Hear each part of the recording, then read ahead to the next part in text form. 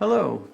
Today I have with me a bobblehead of Jeff Montgomery, former pitcher for the Kansas City Royals. And here's one of his baseball cards.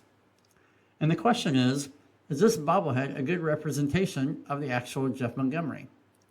Or in other words, is this bobblehead geometrically similar to himself? Now you may not be familiar with that term, but if you're familiar with similar triangles, it's very similar. And so here's the definition of geometrically similar. Two objects are geometrically similar if there is a one-to-one correspondence between points of the object such that the ratios of distances between those corresponding points are constant. So in this case, this triangle is a scaled version of this one.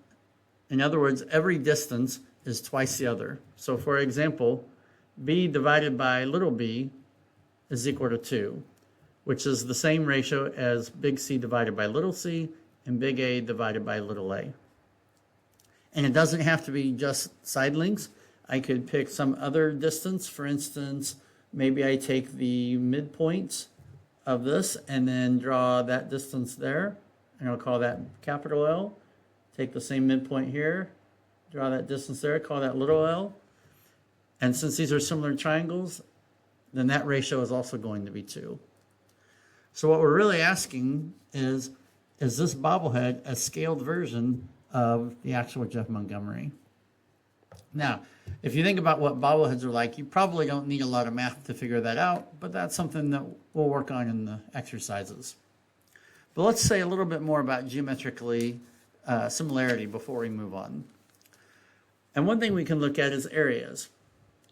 So we know the area of the large triangle is going to be half the base times the height. Or in this case, the base is b and the height is a, so that's 1/2 ab.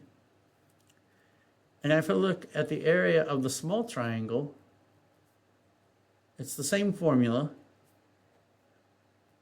with a little a and a little b. And notice the 1/2s cancel, and a over a we already know is 2, and b over b we already know is 2. So it's 2 squared. Which, if you think about it, would have just been the original ratio of any of them. I'll pick big A over little a, squared. Or to write this a slightly different way, notice if I take the area of the large triangle and divide that by capital A squared,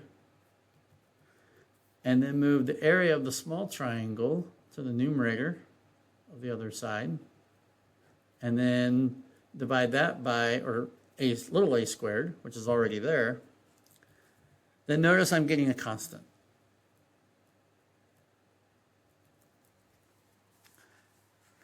And so what we can observe is that the area of the large triangle is proportional to capital A squared. In fact, we could have said it was proportional to capital B squared or capital C squared or even capital L squared. All right. So what that means then is that any of these links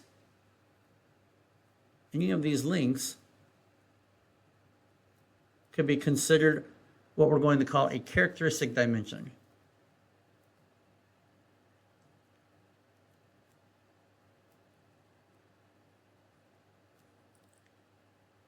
Now, because it doesn't really matter whether we pick A, B, or C, sometimes it's helpful to just call that a different letter, like D. So we'll call it D. So D could be this distance or some other corresponding distance, but the point is that the area is proportional to that D squared. So the area of the triangle is proportional to capital D squared. So that's one way of thinking about an advantage of thinking about geometric similarity, is it allows me to talk about areas of shapes that I don't necessarily have a nice formula for. For triangles, it's nice and simple.